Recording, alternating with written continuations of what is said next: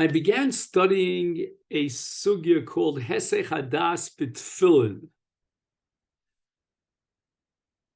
It's in a sefer called Yomi Halacha on page 187. And although he begins with one Gemara in Masechet Shabbos on Daf Yud Beis, most of the essay is about a Gemara in Succah here in the Masechet that we wanted to look at. So I'm going to mention the Gemara in Shabbos.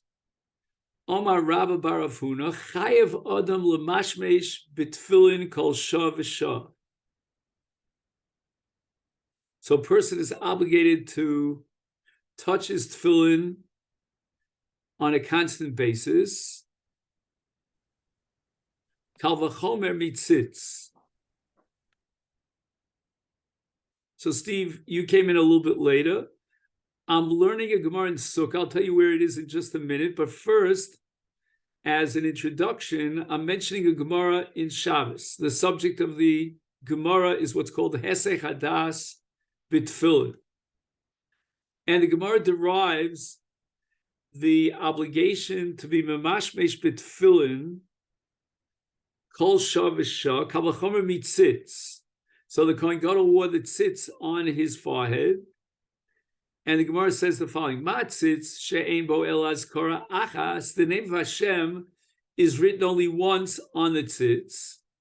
Amar Torah, the Torah says regarding the tzitz, v'haya al metzcho tamid. Now, what does that mean, tamid? That the tzitz has to be worn on his forehead constantly. Shelo yasiach daito mimenu. So in the case of tzitz, which has only one azkara, one name of God, Yud Kei Vav Kei, and the Torah says tamid to teach us on Isur HeSaich HaDaas, tefillin sheyesh bahen azkaras harbe alachas kam v'kam. And if I'm not mistaken, he doesn't write it here, there are 21 azkaras in tefillin. The name of Hashem, Yud Kei Vav Kei, appears 21 times in tefillin. So we derive an Isur HeSaich HaDaas in tefillin from tzitz. And not only that, but Chayev Adam Lemashmesh B'Tfilav B'Chol Shah V'Shah. Now we want to see a Gemara in Masechet Sukkah. Okay, then, so I'm going to put this on the side for a minute. And the Gemara in Sukkah is on Daf Chaf Vav. So if you can open up to Daf Chaf Vav in Sukkah, that would be great. Okay. Okay, then, and I want to learn this Gemara with you. So the Gemara appears Tana Rabbanon approximately, I would say maybe 12 lines up from the top, from the bottom of the oven, going from the bottom up about 12 lines.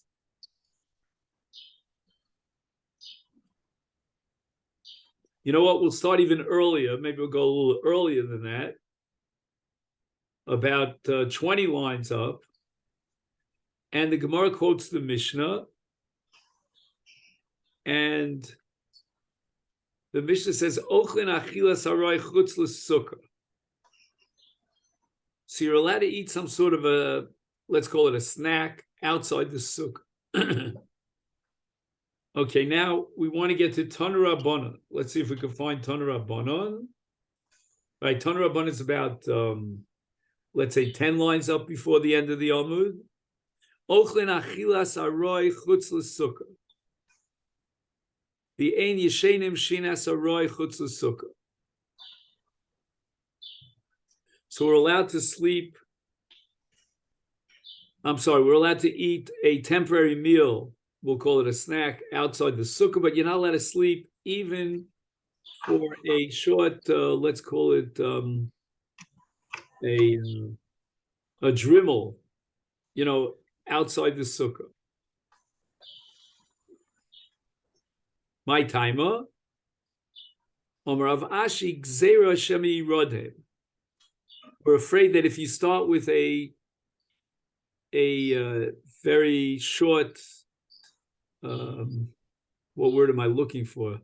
A snooze. I don't know. There should be a better word than that. Okay. Then you might come to fall into a deep sleep, which is called an Hashenas Keva. Okay. Now, what would be as far as tefillin are concerned?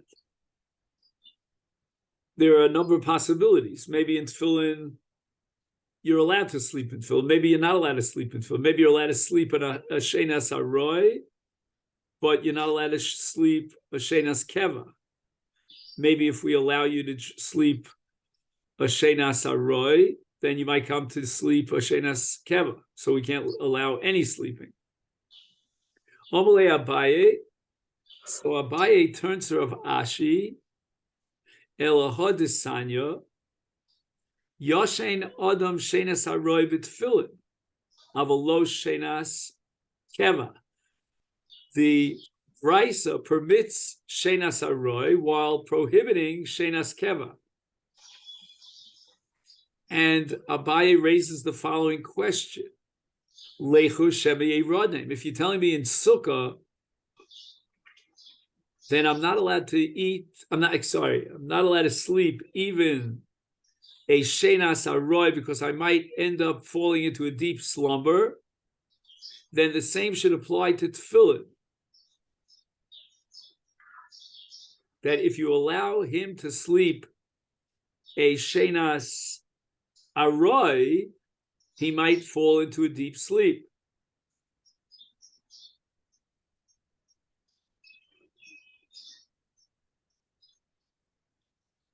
And the Gemara is going to go on with various ukimtas in order to answer this question.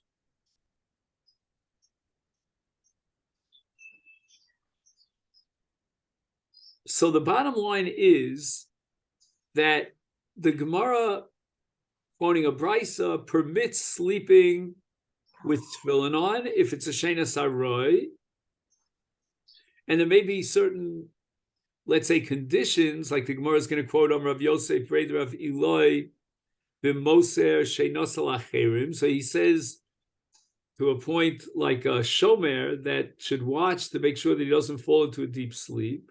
But just on a fundamental level, shenas aroi is mutar b'tefillin. Everybody see that? Any comments, questions?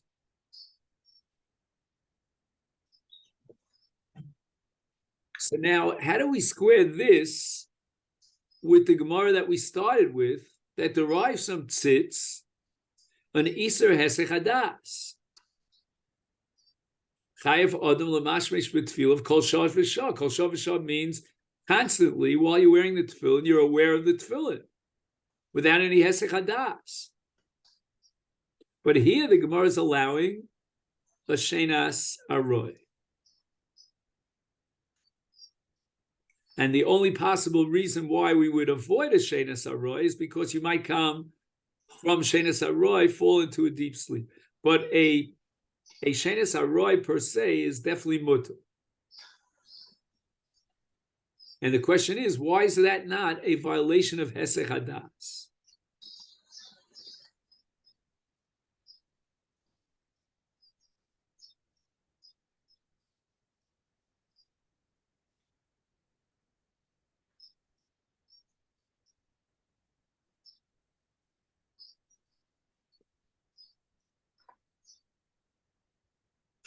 I don't see that the Masechet here in the footnotes raises this question right now, but maybe it'll show up soon. Okay, then.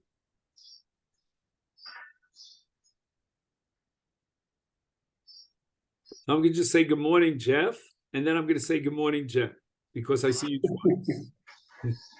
It's okay. So now, of all places in Masechet Brachos, we have a comment of the Rosh. So let me read to you the language of the Rosh in Masechet Brachos, quoted here in the Gyoni Halacha. He says, "B'Masechet Sukkah, Amru al Adam shaya otur b'tefillin." He's wearing tefillin. Tana Rabbanon anichnas lishein bayom rotza choles rotza meniach. Oh, so I don't know where the Rosh is quoting from. Let me just see.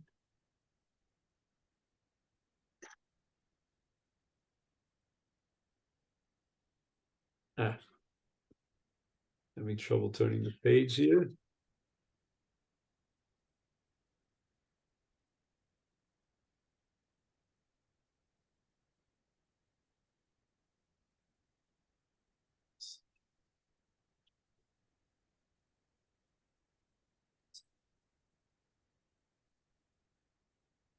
Oh, here it is. So now we're going to fast forward to Chavav Amid Beis. And if you count down from the top of the daf, the Amud, I would say it's about 12, 13 lines down. Tana Rabbanan. Hanichnas lishan bayom. So I'm not sure what the word hanichnas means here.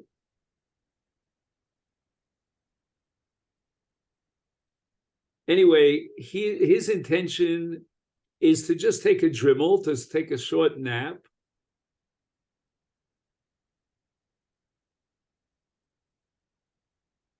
Rotza choletz, he has two options. He can either take off his tefillin or rotza beniach, or he's allowed to leave the tefillin on.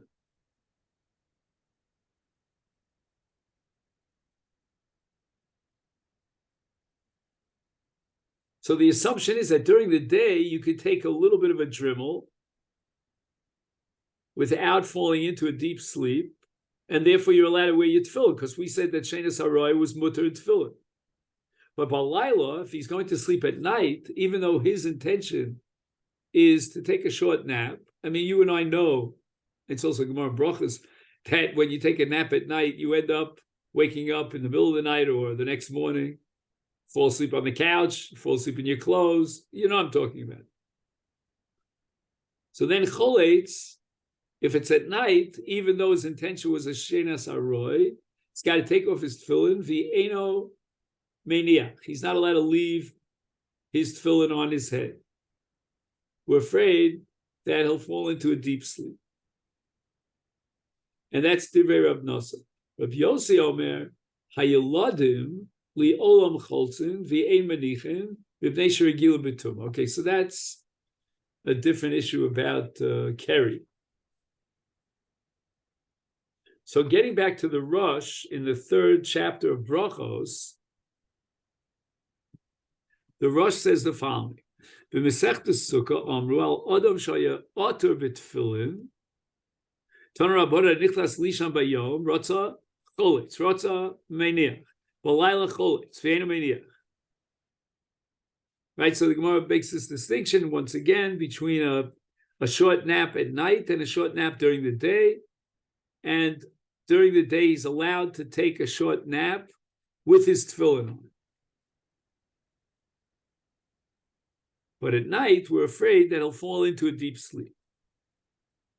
Says the Rosh, Echi tira habraisa b'Masechet Sukkah lishan and tefillin shenas haroy. How does the Braisa here in Sukkah permit a short nap while you're wearing your tefillin during the day?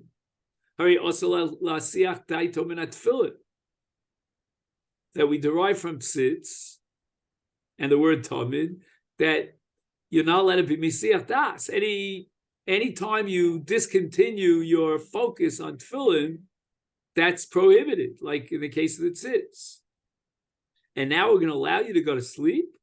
Again, a shenas harai, but at least for those minutes. Hare also lasiach das min tefillin ubeshasha misnamneim. Misnamneim means he's in that that state of having. He's kind of conscious, but not conscious. Some people call it half asleep, but in any event, he's dozing off. is Harei Mesiach Datam in a tefillin while he's dozing off. I don't know what his mind is preoccupied with, but certainly not tefillin. So that's the question of the Rosh. Just to review, how do we allow Shenas Haroy in tefillin? Is it in a violation of the Isur HeSaich HaDaas? Does anybody want to try to answer the question of the Rosh?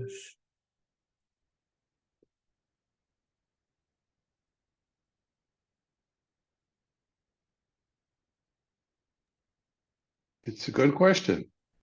Right, but can we come up with an answer? I mean, I'm trying to figure out if we can come up with an answer without the answer of the Rosh. You know, I like to.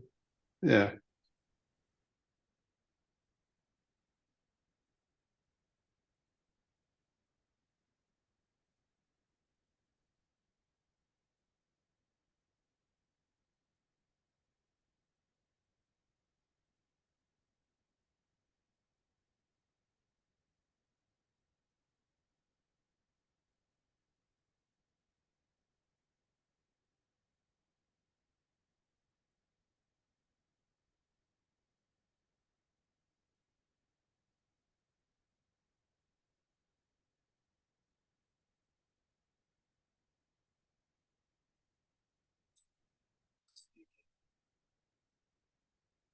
What's the language of the Brisa? Hanichnas lishan. I'm wondering what the word meiniach means. Meiniach means he could put on his tefillin, or he could leave his. Maybe it means he can leave his tefillin on. I just want to know the types of the word meiniach. Let me just see if how he translates the word meiniach.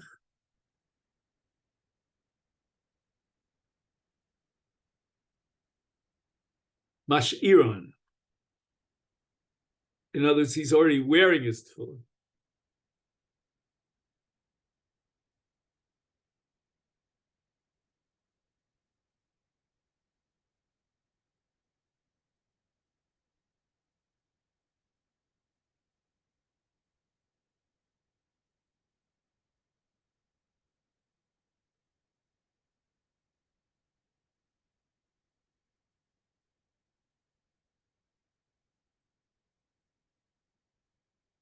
I'm just thinking out loud. Maybe HeSaich HaDaas from tefillin has to constitute a certain minimum amount of time.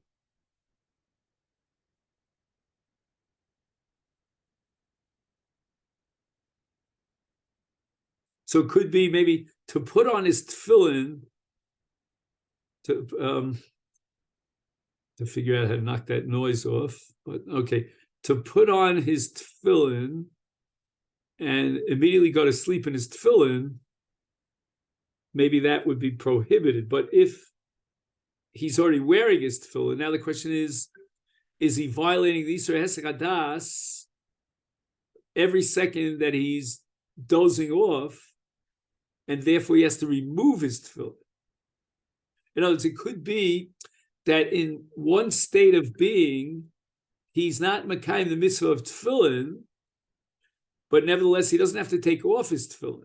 You know, he's like taking a pause in the middle of the mitzvah, and maybe he's allowed to do that.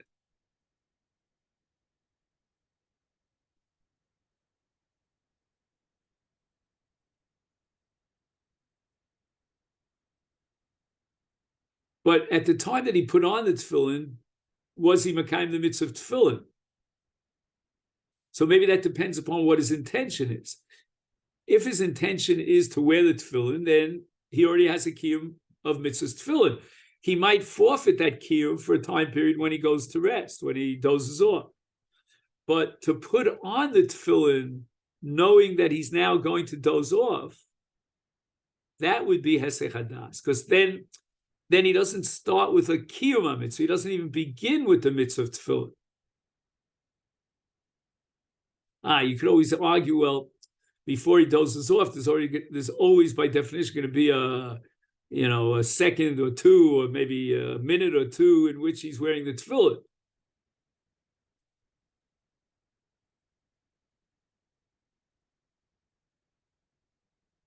But you hear what I'm trying to say? I'm trying to make a distinction between donning tefillin with an intention of HeSaich HaDaas.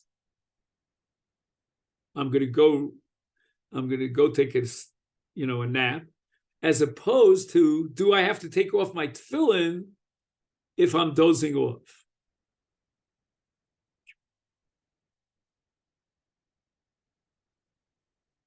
Okay, let's see what the Rosh has to say about it.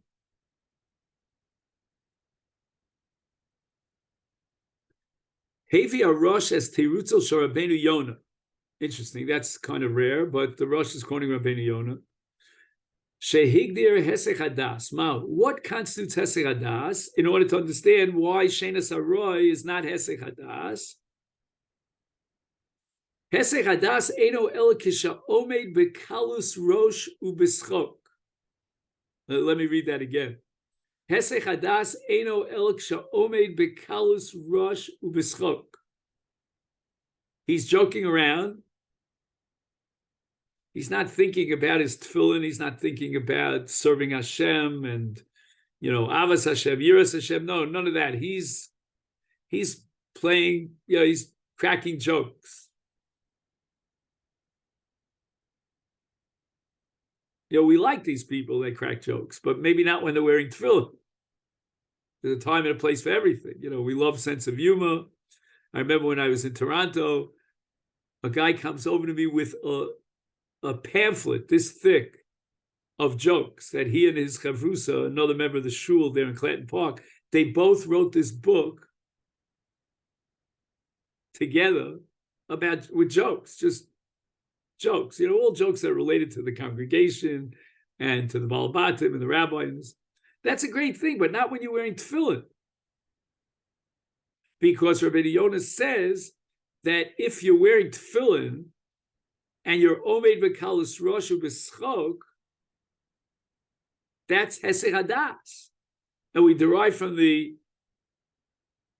tzitz that there's no permission to have HeSaich HaDaas. Oh. But if he's taking a little doze,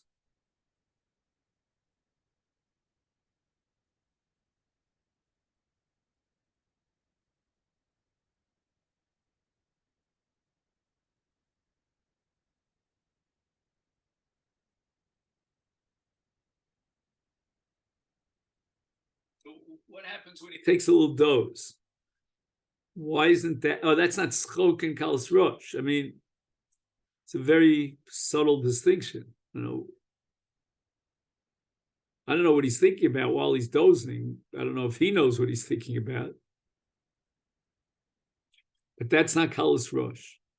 It's almost as if you could have a positive machshava, on the other extreme, a negative machshava, and down the middle, a neutral machshava.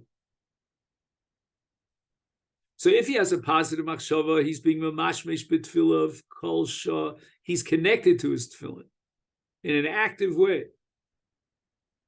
The other extreme, where he disconnects himself to the tefillin, that's called schok and kalas rosh.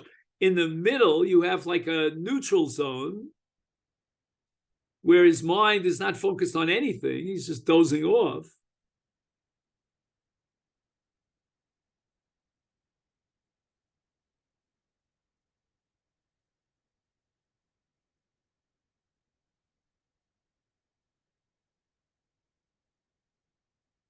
And he's allowed to do so with his tefillin on.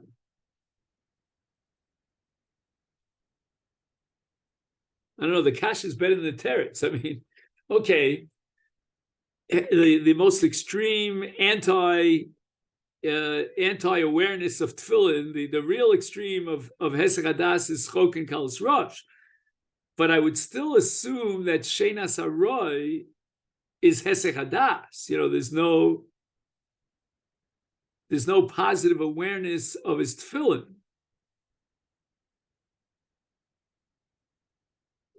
Rabosai, I don't know, are you with me on this or not? Does this interest you? Yeah, I think that perhaps there's a difference between a blank mind and a mind that's involved in other things. But I can't quite fit it into this scenario. Perhaps as you're falling asleep, that Dremel is really a blank period and not necessarily one where you're gone and you're dreaming and whatever. I don't know. Yeah, that sounds good. We should probably Google scientific studies in sleep. I'm sure there's been many studies in this. I'm guessing that there's this level of sleep, that level of sleep, that level of sleep, and at what point do you start dreaming? Maybe if you're just dozing off, for 5-10 minutes, we used to call it a power nap. Maybe at that point you're not dreaming, of who knows what kind of good things, bad things. I don't know. I don't want to go into that, but we dream about all sorts of crazy things. But he's not yet in that state of dreaming. So if he's dreaming, then his mind is focused on something other than tefillin. The holiness of tefillin is the last thing on his mind, whatever he's thinking about. He's sort of preoccupied during that deep sleep with something other than tefillin.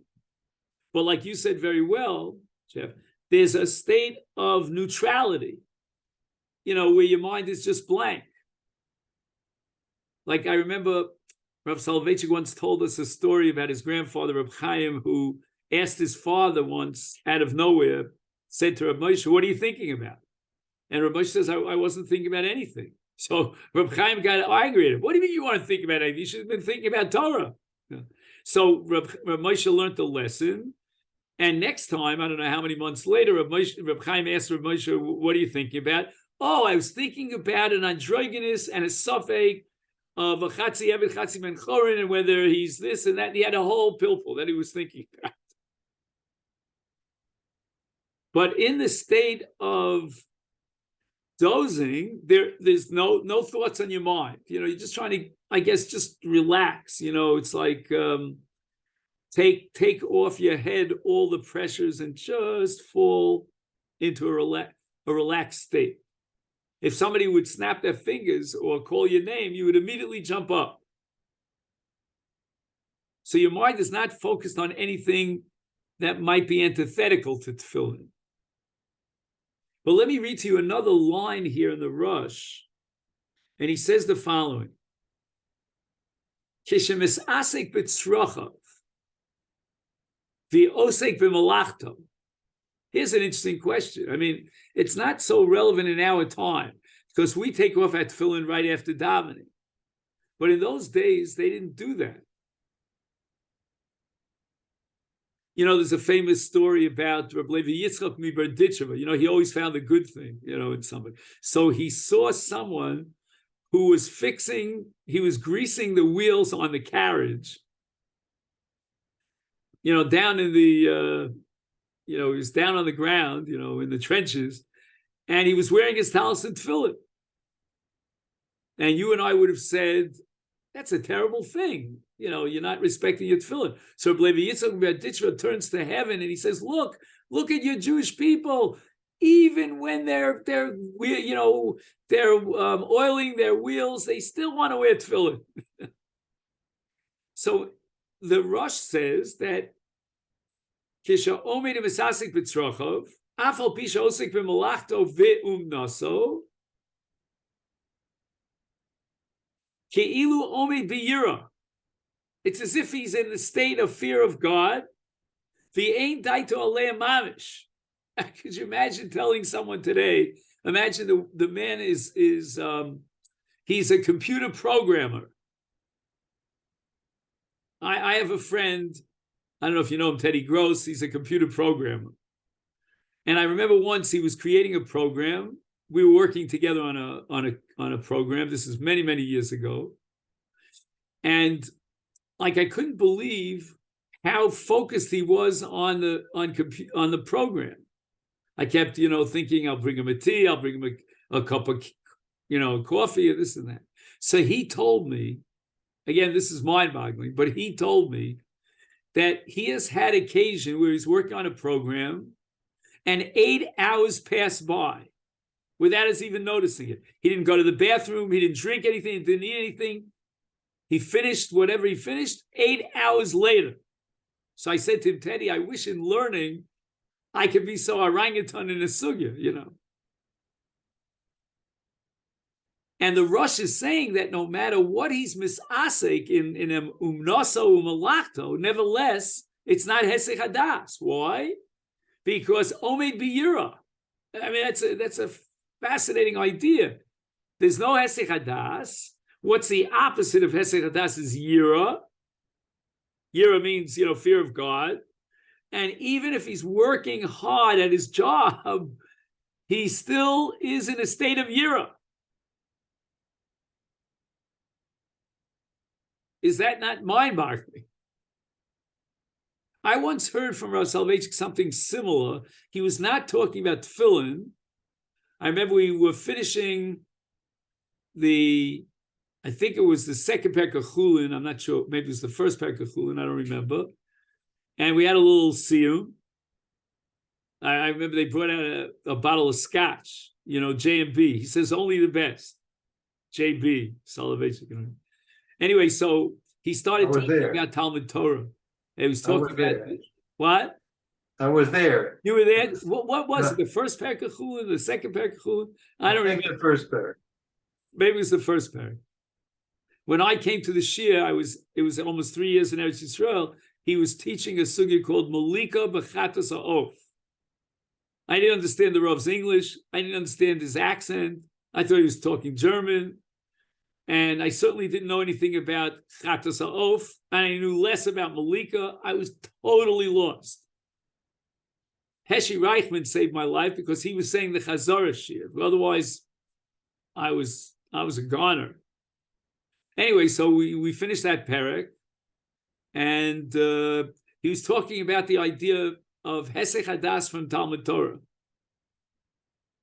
And he spoke about 2 levels of consciousness. There's acute awareness and latent awareness. And he said that even if on an acute level, he's not aware of Talmud Torah because he's working, he's got his 9-to-5 job, but nevertheless, on a latent level, latent awareness, deep down, I guess, maybe in Freudian terms, you'd call it subconsciously, I don't know, he is connected to the Torah. And I think this Rosh, in the name of Rabbeinu Yonah, is saying the same thing about tefillin, that somehow, magically, unless you have a negative thought of Chok and Kalas Rosh, you're always connected to your tefillin. So you could be down in the trenches and fixing the wheel on your carriage, with the oil, and you're still connected to your tefillin, or to Yira, maybe the state of Yira. Like, for example, while I'm wearing tefillin, I'm reciting Kriyat Shema, V'ahavtas Hashem Elokecha, right? So I'm not thinking about my tefillin. I don't even know if it's humanly possible to think about the words of Kriyat Shema and simultaneously think about your tefillin. But the answer is you're involved in Yira. That's what tefillin is all about. Tefillin is Yiras Hashem. And now the Rosh is saying that even if I'm sleeping, but it's a shenas haroy, I'm still in that flexible state without any negative kavana or negative machshava. I don't have what we would call schok v'kalas rosh. Then I'm connected to my tefillin on a latent level, which he calls Yira. And the same thing applies not just to taking a doze while I'm wearing a tefillin, but even to someone who's osek b'malachta. I mean, that's an unbelievable chiddush. If you would publicize this in the world of, I'm just mentioning computer science, but it could be any number of, imagine a mathematician who's working on a formula, on an equation. He's about to discover, what pi is, and tell me he's aware of Yiras Hashem because he's wearing his tefillin.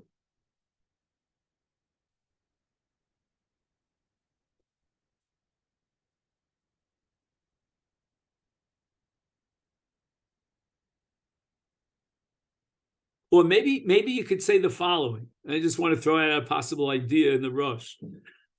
It says, Chayav Adam L'mashmesh b'tfilav, Kol Shah v'Shah. So I don't know what that means, Kol Shah v'Shah. I mean, I don't think it's possible to walk around with your hands on your tefillin perpetually. But kol shah v'shah means at every so often, every quick interval. So I don't know how often. But maybe it means that once he's mamashmesh b'tfilav, let's say at time T1, and the next time he's going to be mashmesh b'tfilav is going to be time T3, from T1 to T3, even though he's not being mamashmesh b'tfilav, the tefillin themselves on his head will connect him to Yira. It's the power of the tefillin. Again, you have to empower the tefillin. That's by doing the mishmush. But once you empower the tefillin, then the tefillin will bridge from one mishmush to tefillin to the next mishmush to tefillin and create a state of mind, which may be latent, of Yira. So the man puts on his tefillin, goes to work, and even while he's working, he's connected to Yira. Why? Because he had a connection to his tefillin, which is called Yemashmesh, at the very beginning when he put it on. Now the tefillin are activated, almost like an electric force, to impact on the mindset of the person. And even though he's dealing with business, buying and selling, he's still, in some sense, by virtue of the fact that he's wearing his tefillin, he is connected to Yira.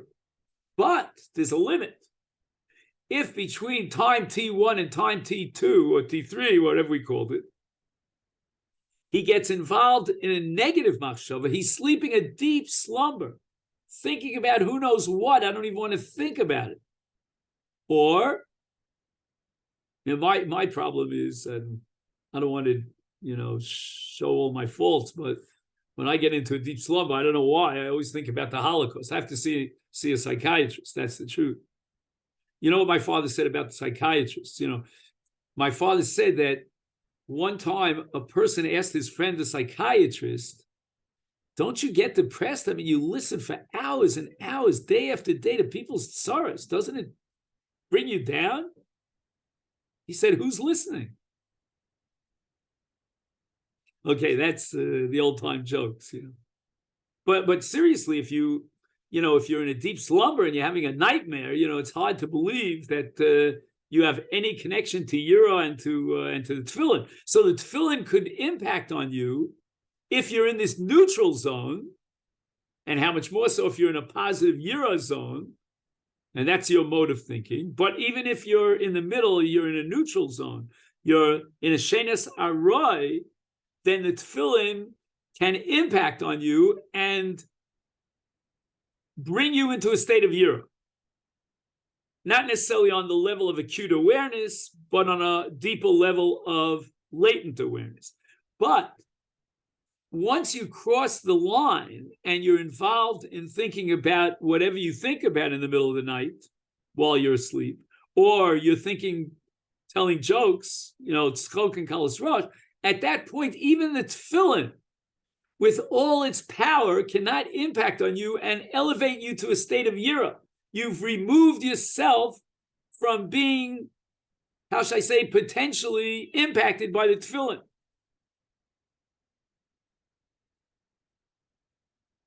Okay.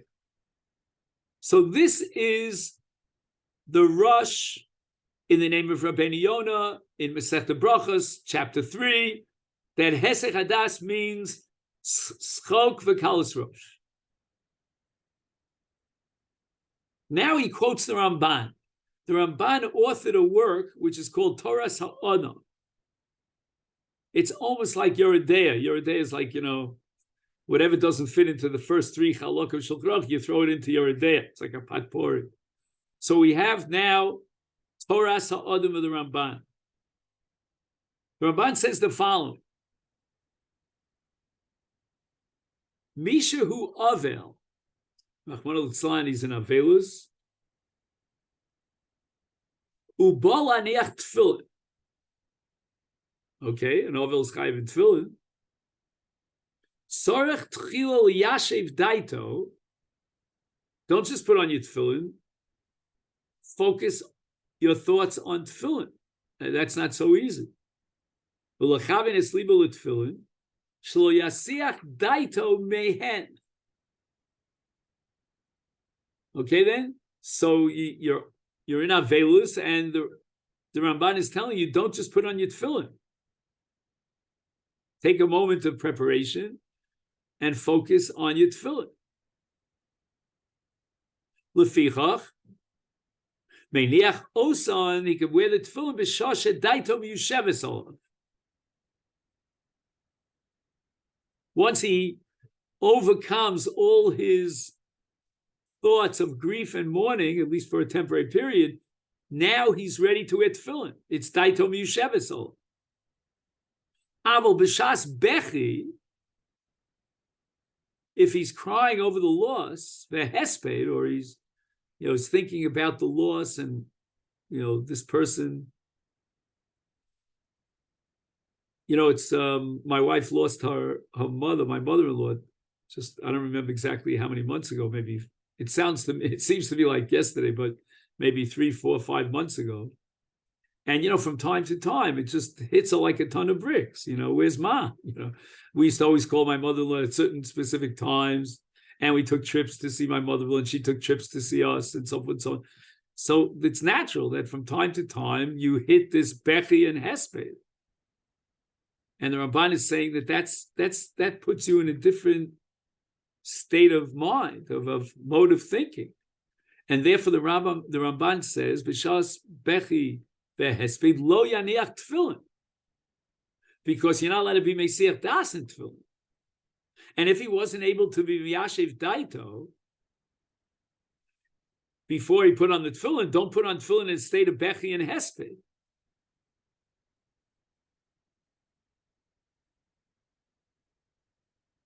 So he quotes the Shagas Aryeh. The Shagas Aryeh lived, let's say, 2 centuries ago, who says that Daito shel Ramban eino kedas harosh v'Rabbeinu Yonah. Interesting. The Shagas Aryeh understood that the Ramban here is taking a different position than that of Rabbeinu Yonah that was quoted by the Rosh in terms of the definition of HeSaich HaDaas.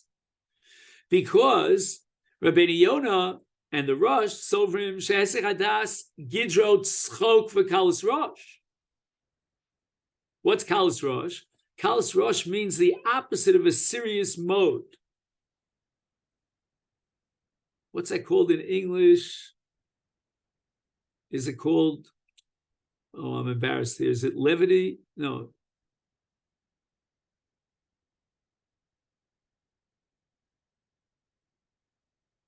Can you help me out here, Rabbi? So what does the word levity mean? Can you maybe look it up? Well, maybe it's kind of a kalas rosh.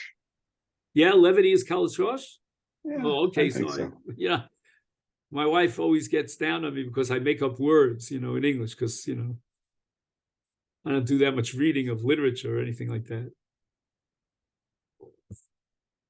Not a big fan of the Jerusalem Post either. So anyway, although it got a little bit better lately, but so he says the following, that according to the Ramban, we have a whole new definition of HeSaich HaDaas, because Bechi and Hesped is anything but Tzchok and Kalas Rosh. Tzchok and Kalas Rosh means a different kind of an attitude, which is the opposite, is antithetical to a serious attitude. So that doesn't lend itself for, thinking about tefillin. But let's say in the case of Hesped v'Bechi, then presumably Rabbeinu Yonah would say, no problem. It's not HeSaich HaDaas, because it's not tzchok for kalas rosh. It's a serious state of mind. Is Adaram. B'shah zu shel Hesped u'Bechi, omed hu b'koved rosh. Koved rosh, that serious attitude, is the exact opposite of kalas rosh. So Shagas Aryeh identifies Bechi and Hesped as Koved Rosh. And if Rabbeinu Yonah says that HeSaich HaDaas is only Kalas Rosh, then Koved Rosh is not a problem. It's not antithetical to tefillin. You might say, I think I once heard from Rav Soloveitchik that Avelus is tshuva. When you think about the loss, and you realize that somebody dear to you is taken away from you, it's better time for you to do tshuva. But tshuva is a serious attitude of COVID rush that's very much reconcilable with yira, with yiras Hashem. We're not going to tell you to take off your tefillin when you're reading Kriyat Shema, even though you're not focused on your tefillin, but you're focused on yira or ava. Al Korchach, says the Shagasari, to Lome HaDaas Ramban, the Ramban who says no tefillin during Bechi and Hesped, they call HeSaich HaDaas MiTefillin also. All HeSaich HaDaas is prohibited, even if it's COVID rush, even if it's Bechi and Hesped. I found this fascinating. I don't know if the Olam is interested in this. I mean, it's every day we wear tefillin. HeSaich HaDaas and tefillin is a very, very important concept. And it's right here in Sukkah. It's not on a Chav test that we're learning, it's on a Chav Vav. Okay, you'll allow me that.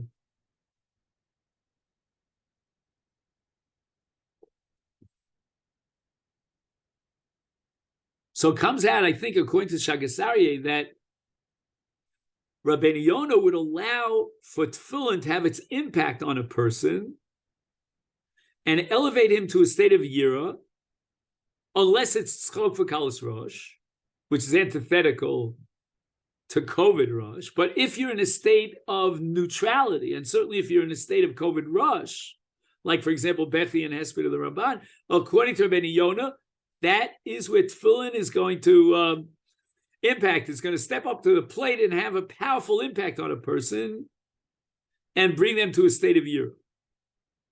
So that from the Shagasari's point of view, Rabbeinu Yonah would never accept that Bechi and Hesped is a HeSaich HaDaas. No. Only tzchok and kalas rosh. But Hesped and Bechi is COVID rush. And that's perfectly integrated into tefillin. But what does the Ramban hold? Ramban holds you need constant awareness of your tefillin. And if you're in a state of Bechi and Hesped, then you're not aware of your tefillin.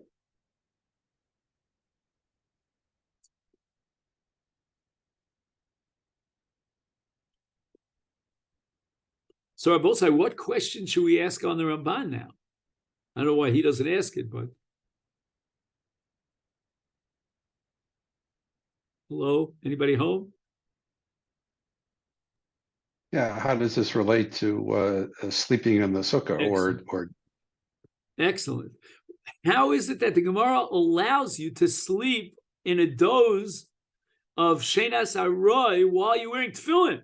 If the Ramban is saying that any HeSaich HaDaas, even with COVID rush, is prohibited, then Kol Shkein V'Kal V'Chomer, in the case of Sheno, where he doesn't have any COVID rush at all. So although in Sheno we said he doesn't have the negative kavanah of schok and kalas rush, but on the other hand, if the Ramban is requiring in a positive state that you have to be connected to your tefillin, and therefore the Ramban says that even in a state of COVID rush, but you're focused on Bechi and Hesped, lo yaniach tefillin. So why do we allow tefillin in the case of Shenas Haroy?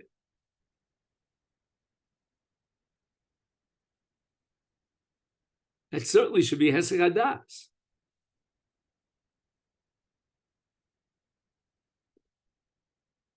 You want to think about that? I mean, is the question clear?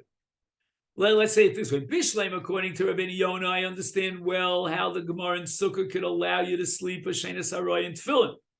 Because it's not tzchok v'kalas rosh. Then you're in that neutral state, as we said. You don't have a negative machshava of tzchok v'kalas rosh, which is antithetical to COVID rush. But according to the Ramban, even in a case of Hesped and Bechi, there's HeSaich HaDaas, you can't wear your tefillin. Rabbeinu Yonah would say, what do you mean? That's COVID rush. That's not kalas rosh.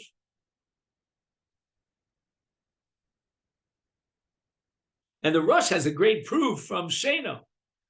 Because if we're going to permit you to sleep for a doze while you're wearing tefillin, then obviously you don't have to be constantly aware of your tefillin. HeSaich HaDaas means when you have a negative kavanah, but if you're in a state of nothing, there's nothing on my mind, nothing on my brain, then tefillin will uplift you to a state of yira.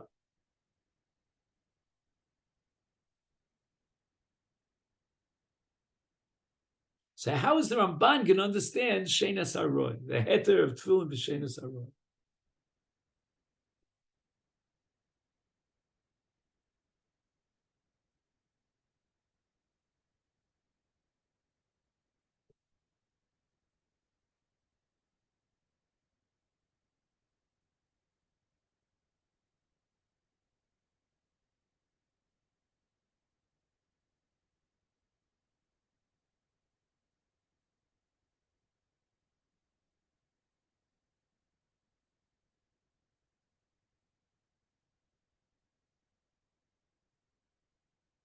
Maybe the machlokas between Rabbeinu Yonah and the Ramban is not a quantitative machlok, not a qualitative machlok, rather a quantitative machlok.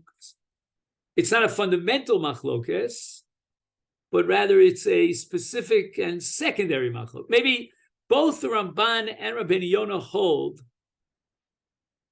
that in that neutral state of Shena, tefillin could do what they have to do and bring you into a state of yira.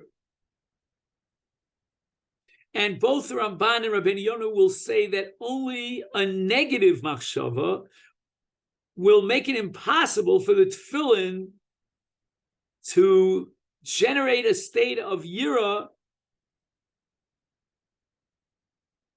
by wearing tefillin. The machlokas between Rabbeinu Yonah and the Ramban is a secondary machlokas. It's a question of detail.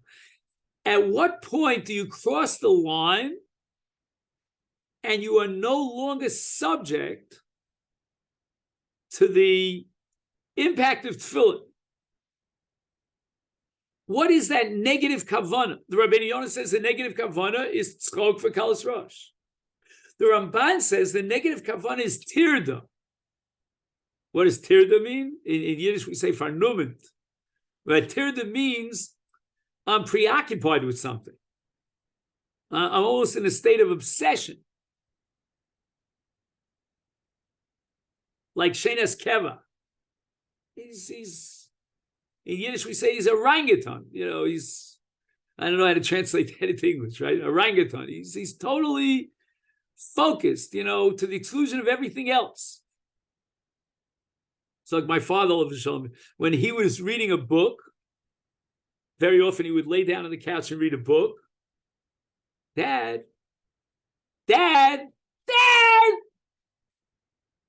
He didn't hear me. Just drive me nuts. That's called orangutan. It's like, I know Jeff will relate to this. You're like deep down under the water. You know what I mean? So the Ramban says that if you're preoccupied with thoughts of Bechi and Hesped, then you're not in any sort of potential flexible state in which the tefillin could impact on you and bring you to a state of yira. You are absolutely focused, obsessed with Bechi and Hesped. Rabbeinu Yonah says, no. Tefillin could have an impact even on someone who's in a state of Bechi and Hesped, as long as he's not in Tzchok v'Kalos Rosh. So then the machlokus becomes like a secondary machlokus. They both agree. Let me say it this way. It just occurred to me in Lumdisha terms. The Isser of HeSaich HaDaas is a hafka, meaning you're in a state of being, of thought, a mode of thought that's mafkia. It's hafkas hagavra. The gavra is mufka from the impact of tefillin. Rabbeinu Yonah holds that what's hafkas hagavra, tzchok and kalas rosh. The Ramban holds that what's hafkas hagavra, Bechi and Hesped, even Bechi and Hesped. Maybe Rabbeinu Yonah holds that it's impossible to classify Bechi and Hesped as Hafkah because it's a Kiyum mitzvah. I mean, that's what an Ovel Nebuch is all about. Avelus means Bechi and Hesped. So it can't be that the Torah is commanding you to be in a state that's antithetical to Tefillin because the Ovel is Chayav in Tefillin. Again, if you want to say the Ovel is Potter from Tefillin, that's something else. But we're assuming that the Ovel is Chayav in Tefillin. And now you're going to tell me where he has another mitzvah. His mitzvah is Avelus. And they're mutually exclusive. According to Ramban, they're mutually exclusive. You can't be, your mind and your soul cannot be preoccupied with the mitzvah of Avelus and at the same time be makayim the mitzvah of Tefillin because there's an Isur HeSaich HaDaas MiTefillin. And Rabbeinu Yonah says, no. That thought of Bechi and Hesped could not possibly be antithetical to Tefillin. It cannot be Hafkah because it's a mitzvah. The Torah commands you to be in a state of Avelus. So what are you going to tell me? This is Rabbeinu Yonah talking to Ramban. He's going to say, what are you going to tell me? That the Ovel is davening, and he's wearing his tefillin, and now thoughts of the long departed soul, that come into his mind, and he's, so, he's got to take off his tefillin? The Ramban would say, yes, he's got to take off his tefillin. That's HeSaich HaDaas. And Rabbeinu Yonah is saying, no, HeSaich HaDaas has to be something negative, like Tzchok and Kalas Rosh. But if it's an awareness of the mess, and even if you're thinking about the Hesped and the Hesped and what was the other word, Bechi, but nevertheless, that's not antithetical to Tefillah. Okay, Rabbos, I hope you enjoyed this. I mean, again, this is really profound stuff. I'm trying my best. Okay, so we'll take a break now for about 10, 15 minutes, and then we'll learn a little Sanhedrin. Okay, then? Everyone should have a great day. Thank you so much.